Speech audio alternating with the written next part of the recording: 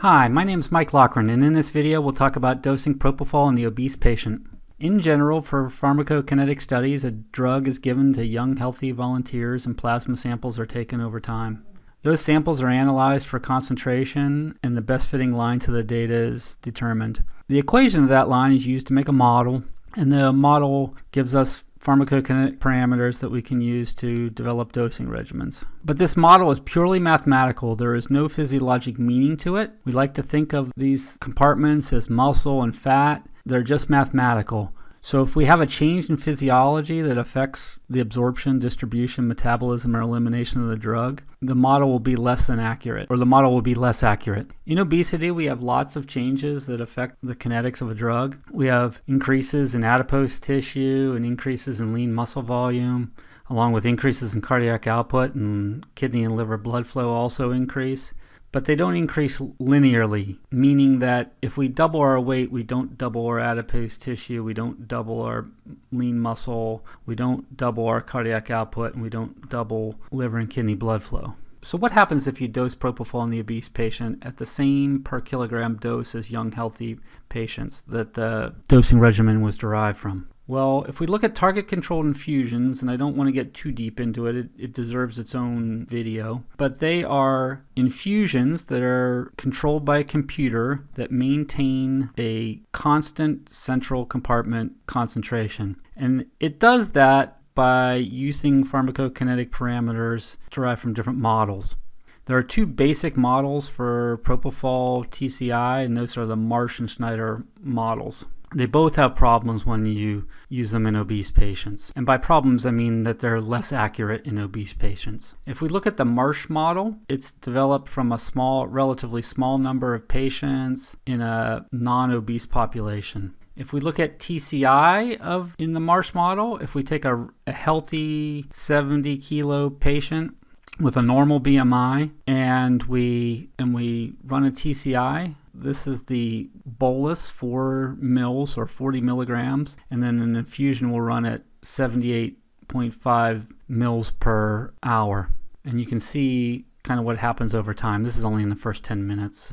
But if we double the weight of that patient, same patient, double the weight, all the model does is double the infusion. It actually doesn't, in this simulation, didn't double the bolus, and that may account for why it did not immediately come up to the target of 3.5. But if we were going to look at the accuracy of this model and we took real plasma concentrations in the obese patient, we would actually have something up around here, something up in this range. So using this model, we would end up with higher concentrations than the model would predict. And so that would be using total body weight would give us a concentration higher.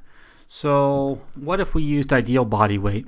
If we used ideal body weight, we would actually end up with less than predicted, with lower than predicted for ideal body weight. So we want to find something kind of in between ideal body weight and total body weight that gives us an accurate infusion. By the way, for ideal body weight, this is the equation, which is difficult to just remember off the top of your head.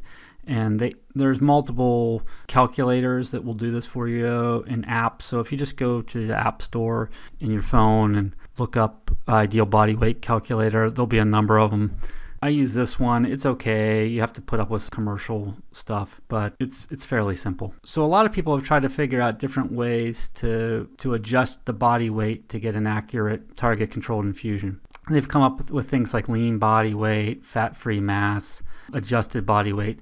I kind of like the adjusted body weight because it's fairly straightforward and simple. It takes the ideal body weight and then it takes some fraction of your additional weight. And that fraction is determined by a cofactor. And in 1993, Servin did this for propofol and came up with a cofactor of 0.4. But this same adjusted body weight could be used for multiple drugs, so that if a drug was perhaps best dosed with ideal body weight, the cofactor could be 0, and then you just have ideal body weight plus 0. Or if the drug was best dosed on total body weight, you could have your cofactor of 1, and then you would have your ideal body weight plus all of your additional body weight and end up with your total body weight. Or like propofol, you could have some fraction of your additional weight. So since those models, there's been in 2014, Eleveld published this much more robust model. This model includes over 1,000 patients with a much wider age range and a much wider weight range. It's a much more robust model. And this model compensates for things like age, weight, sex, without having to do an adjusted body weight. If you do simulations of these target-controlled infusions on an average patient, we have doses like this, a bolus of 35 milligrams and then 75 cc's an hour, and it's continuing to decrease. And if we double our weight, you can see we do increase our infusion, but we don't double our infusion as we did in the Marsh model. Since then, in 2018, Cortinez has come up with an additional model of propofol that's made just for obese patients. So they developed this effect site TCI, which means that they're trying to keep the concentration in the brain constant for obese patients. It was developed exclusively from data from obese patients, and then because of that, you shouldn't use it in this model in lean patients, and if you did, you'd risk underdosing. So what about non-TCI users? Like me, I'm in the US, we don't have TCI, so what do I do?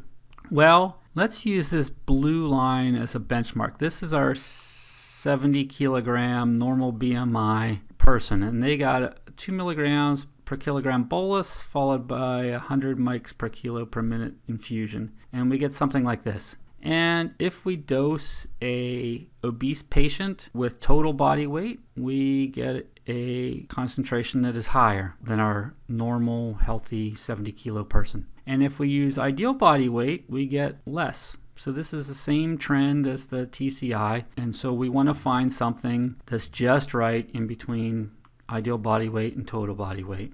Well, if we go to the Servin, this correction factor of 0.4, and we do that, we use a correction factor of 0.4, we do get fairly close to the 70 kilogram patient. But if we use a adjusted body weight or a cofactor of 0.5, we get much closer, or we get a little closer. So what I do is I use an adjusted body weight with a correction factor of 0.5. I do this for a couple reasons. The 0.5 is much easier to calculate in your head. You can do this very fast. It is arguably more accurate or closer to the 70 kilogram normal BMI patient. And if you are wrong, you're erring on the side of being a little bit higher, which you're erring on the side of not having an aware patient.